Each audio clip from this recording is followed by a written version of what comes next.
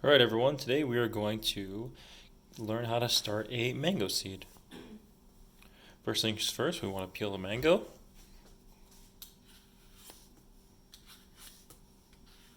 You want to make sure you get all of the skin off of the mango. You can see there's still a little bit of texture. So we're going to do another run there until we get it all the way down to the nice bright yellow orange mango fruit. So just keep going around, peel, peel, peel. Very nice. Now we'll do the tip. Peel that all the way.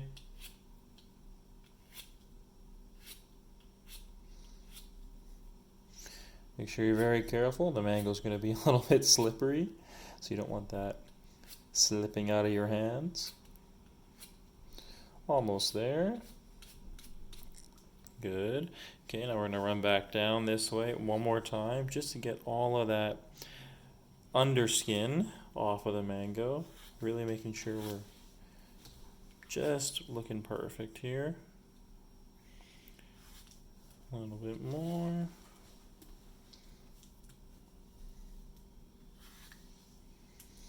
Very nice.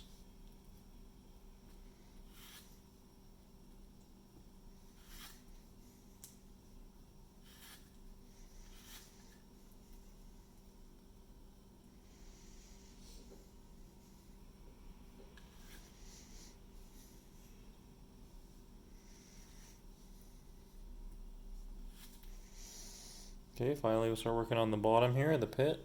Or not, sorry, the bottom of the mango, so we can identify the pit. Just a moment.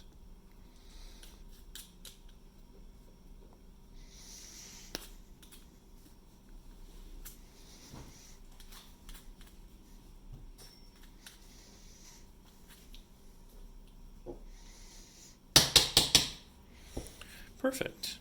Now we have our mango basically peeled, nice and perfect. There's a few more spots I want to go over just to be certain. That's about good for what we need. So I'm quickly just going to clean off my board.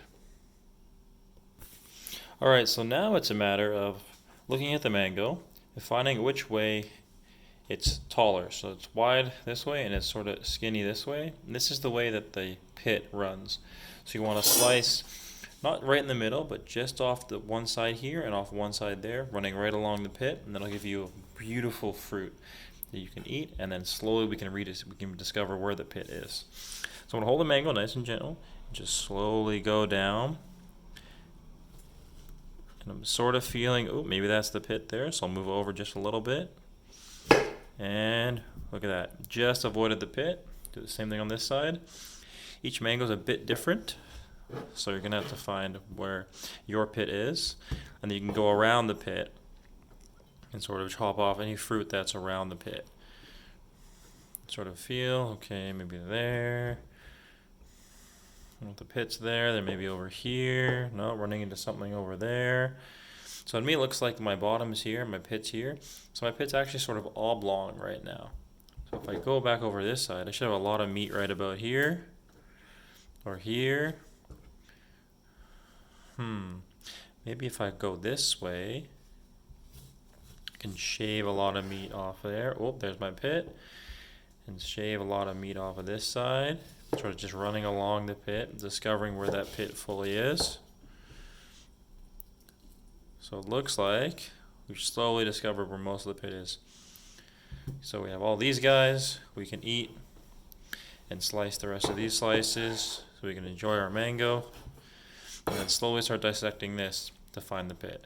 So just start going around with your knife or just with your hands and shedding all the rest of this meat off so you have a nice clean pit.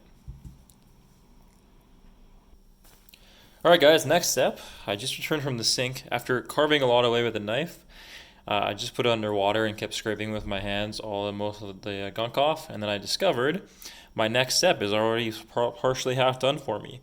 So this is the outer shell of the mango, and inside is the seed. So what we want to do next is slowly crack open this outside shell and discover the seed. So we will take our knife and slowly but surely see if we can start splitting open the edge of this shell and then free our seed so we can start the next process. Be very careful as you're slicing open this seed or this shell, because you do not want to damage the seed underneath. Little by little, we'll work our way along this edge. Hear it cracking little by little. If you come up against a lot of resistance, then stop. And I like to even go up one side, and then if I've got some success on one side, I'll slowly go along the other side, making sure I don't damage anything underneath there. Little by little, working our way around. The last thing you want to do is damage a potential root that's already started, because sometimes you luck out and inside of your shell is already a seed that's super eager and wanting to start growing his root. So I've got a lot of this one side open. I think I should be able to just work my way in there and split the rest of the shell. It seems really, really close. Oh, can you feel that? It's coming. Oh, there we go. And look at that.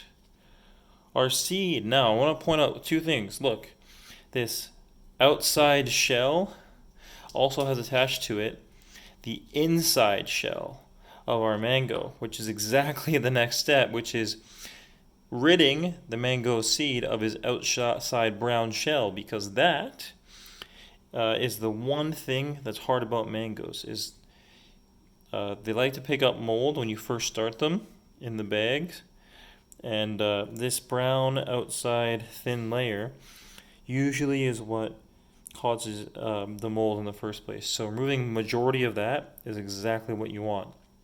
Next thing you want is to examine your seed. So let's look at it. Now, where is the root going to come from?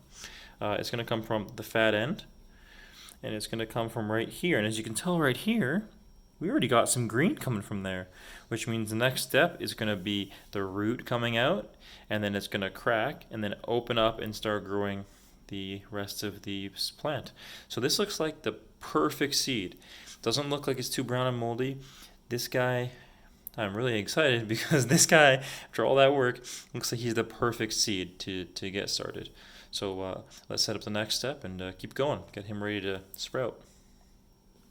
All right, now we want to work quickly because we don't want this seed to dry out. So next step is putting him in a little house for him to germinate the next few days.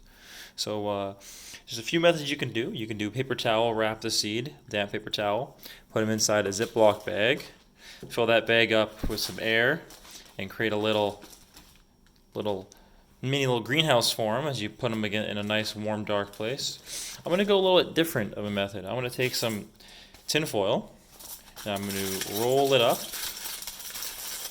making a bunch of little creases, and then I'm going to slowly wrap it like this. And the reason I'm doing that is so that the seed has somewhere where he can just kind of hang out and sit.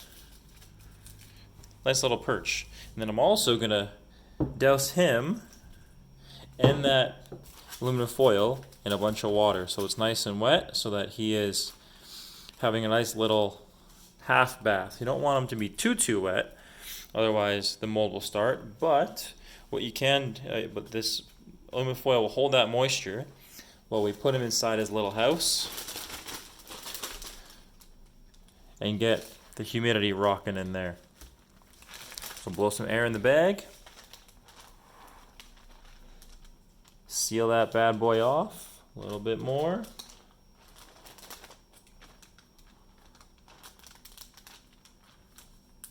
Then we're gonna tuck this under, and now our little dude is just hanging out in a nice little mini little greenhouse where he's got a nice little air cushion in there, but he's also hanging out nice and damp. What I will do just before I put him on in a nice warm dark place is add a little more splash of water, just so we can create a bit more humidity in there. And then we're going to start folding this bag over. Boom. He's living good now. So now put him in a warm, dark place for 10 to 14 days.